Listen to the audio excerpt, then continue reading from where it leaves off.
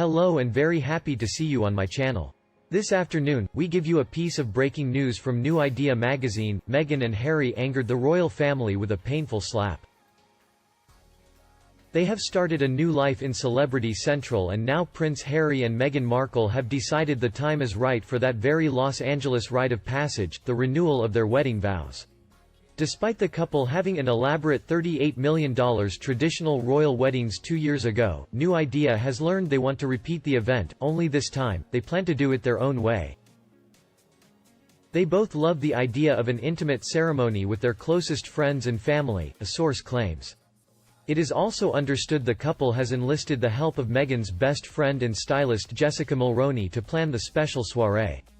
Speculation is also rife that Jessica, who hosts I Do, Redo, could be trying to convince Meghan and Harry to sell their upcoming nuptials to the Canadian reality TV show about weddings. Meanwhile, news of the couple's plans is said to have left members of the royal family back in Britain furious, with some seeing it as just another insult, especially William. But Harry and Meghan seem to think otherwise. An insider says, they think this will symbolize a brand new start for them both practically and spiritually. There's a big part of Harry that's doing this to show his love and commitment towards Meghan, too.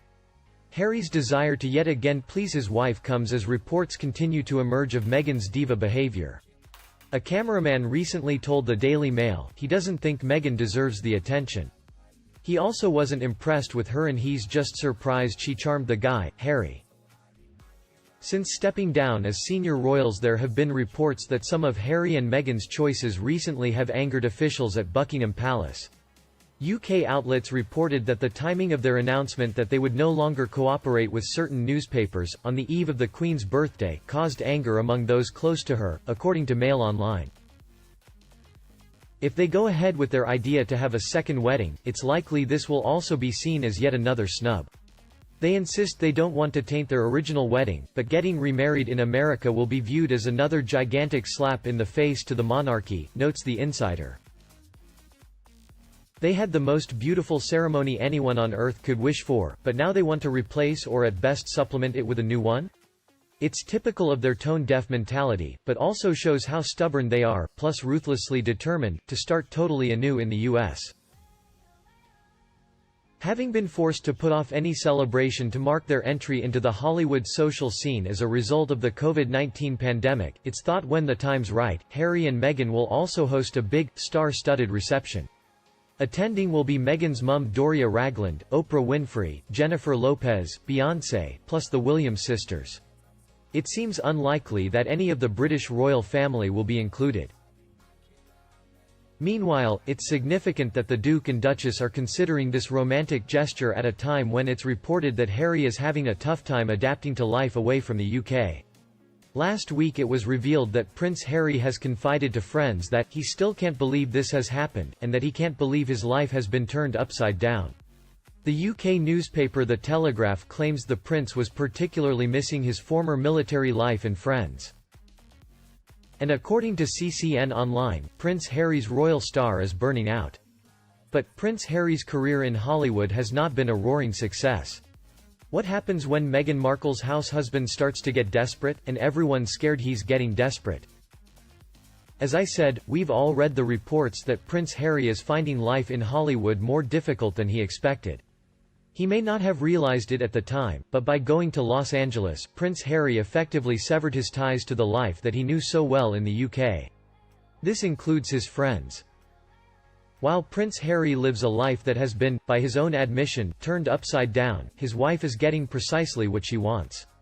Not only is Meghan Markle back in the Hollywood scene, but she's come with a prince in tow who she hopes will land her the jobs she wasn't talented enough to get on her own.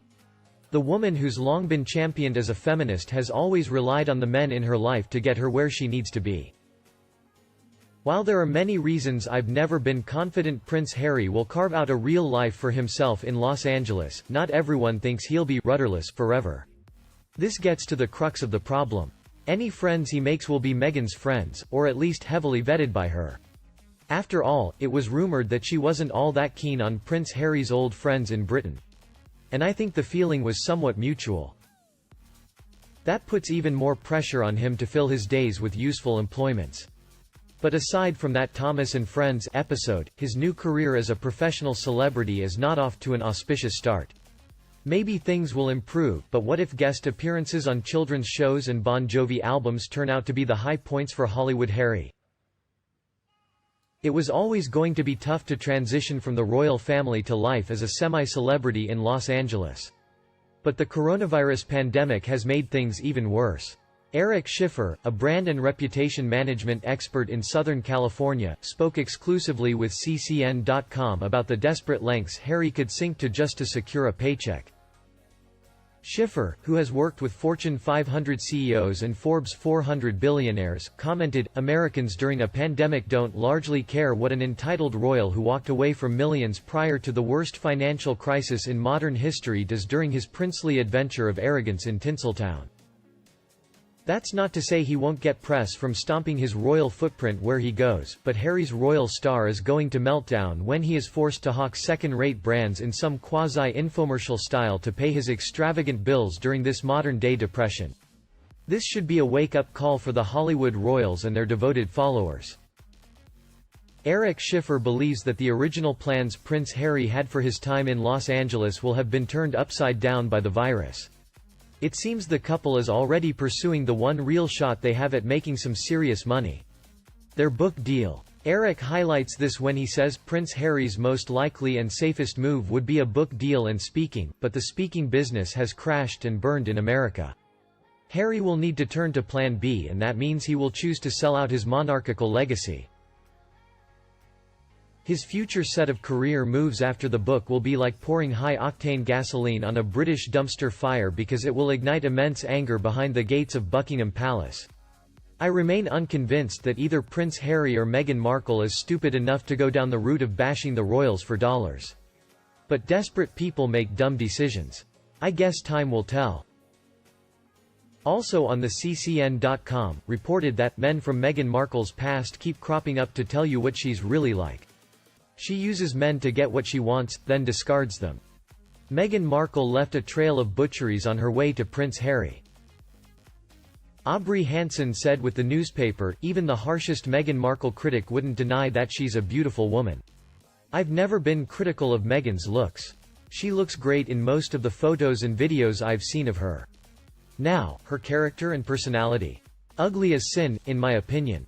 And it would seem that she's put those two attributes together to devastating effect over the years. First, she was a talentless wannabe actress who eventually dated and married someone with connections and standing in the television and movie industry. Then she had a dalliance with the celebrity chef who opened doors to the high society parties that provided her with the opportunity to flutter her eyelashes at Prince Harry.